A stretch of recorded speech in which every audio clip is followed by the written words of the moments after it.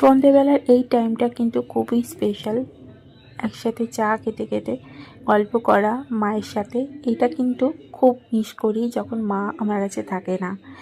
এখন তো যেহেতু চিনি হয়েছে আমার সাথে, সেই জন্য মা আছে।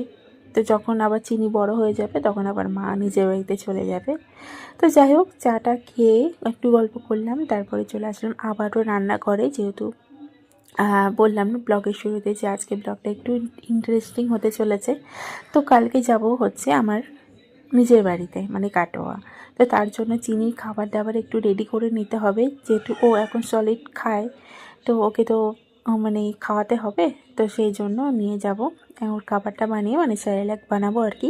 একটু আছে, আগে 1 সপ্তাহ আগে বানিয়েছিলাম। তো যেহেতু 1-1.5 মাসের জন্য যাচ্ছি, তো একটু বেশি করে বানিয়ে নেব। তো তোমাদেরকে তো আগেও শেয়ার করেছি কিভাবে আমি বানাই, তো আরও একটু ভালোভাবে শেয়ার করে দিই। তো এখানে নিয়েছি মাখানা, দেখতেই পাচ্ছ অনেকটা শেষ হয়ে গেছে। তো যেটুকু ছিল সেই সবটা দিয়েই আজকে স্যালাডটা বানিয়ে ফেলবো, শেষ করে দেবো আর কি। তো এখানে মানে 1 কেজি ছোলা ছিল প্যাকেটে, দেখতে পাচ্ছ। তো অতটা তো লাগবে না, ওর যেটুকু পরিমাণে লাগবে সেটুকুই নিয়েছি।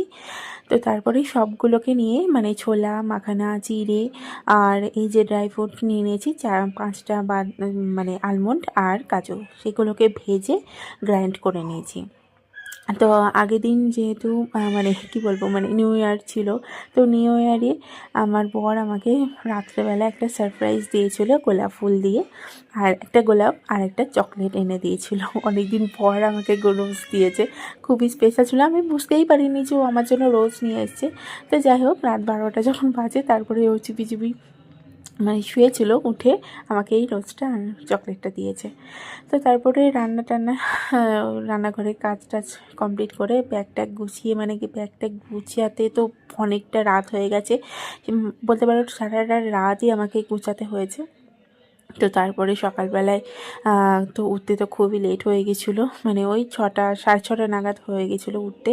তো তারপরে বুঝতেই পারছো, দুটো বাচ্চাকে নিয়ে রেডি সেডি হয়ে 8টার মধ্যে ট্রেন ধরা খুবই মানে চাপের ব্যাপার। তো যাই হোক, ধরতেই হতো ট্রেনটাকে, না হলে আর এরপরে আর শিয়ালদা থেকে কাটোয়ার আর কোনো ট্রেনই ছিল না।